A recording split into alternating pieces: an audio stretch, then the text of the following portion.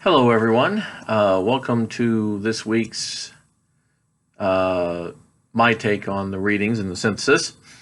Today, or this week's readings were focused around mental health and well-being, and I really like the inclusion of this, especially when it comes to behavior change, because it does play a very big part in that.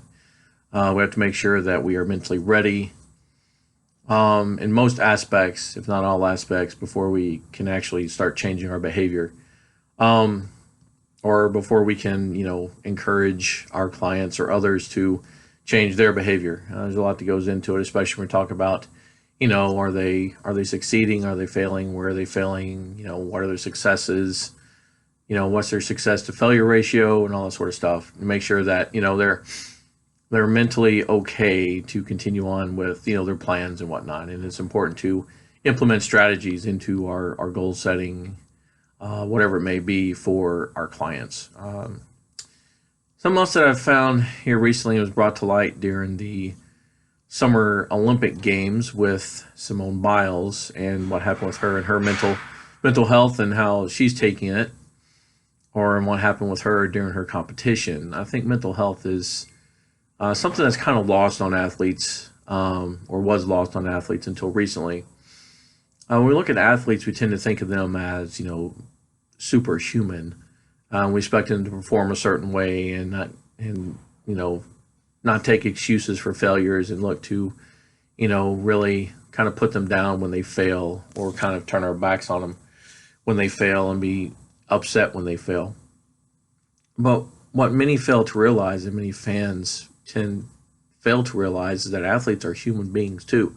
They have their own issues that they bring with them when it comes to mental health and well-being, and they struggle with that because there's a lot of pressure for success among many athletes, and I find that to be true with my own weightlifting team and my own group of athletes that I coach.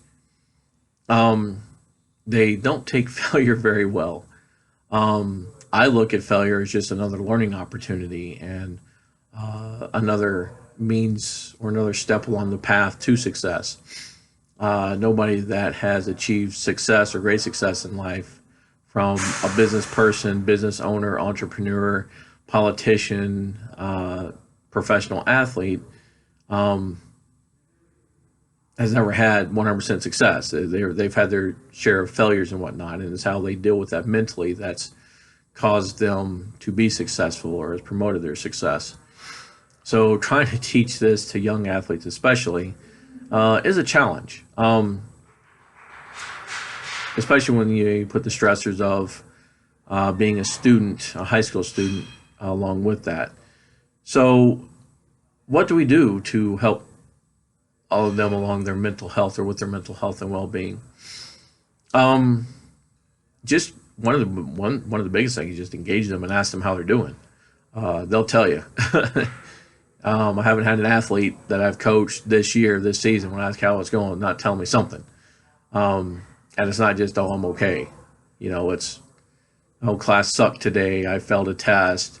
My boyfriend or girlfriend's giving me a hard time.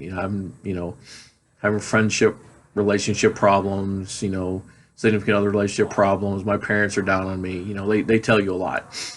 Um, so when you couple that and they miss a lift in practice, it kind of affects them. So you have to kind of give them, ways to help mitigate that. And I think one of the things that I'm going to start really incorporating now is mental health and checkups and how, and give them pointers to alleviate stress or help alleviate stress so they can perform better, whether it be in classes or on the weightlifting platform.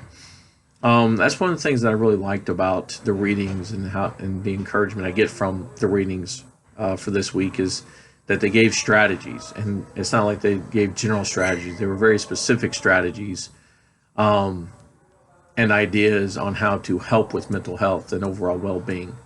And they gave very detailed definitions of what well-being means as opposed to mental health, and how we can, help guide our clients and athletes and ourselves for better mental health and well-being. So I'm going to look at this and take this as a great learning opportunity, and I'm going to implement these strategies that I learned into the next video of checking with our client and start working on her mental health and start working on the mental health of my athletes. We got a big state competition coming up in a little less than a month, so we're going to work on getting prepared for that and making sure that everybody's mentally healthy and can manage the stress of daily life and with what I put them through in the workout. So thank you for watching my video and hope you all enjoy. Thanks.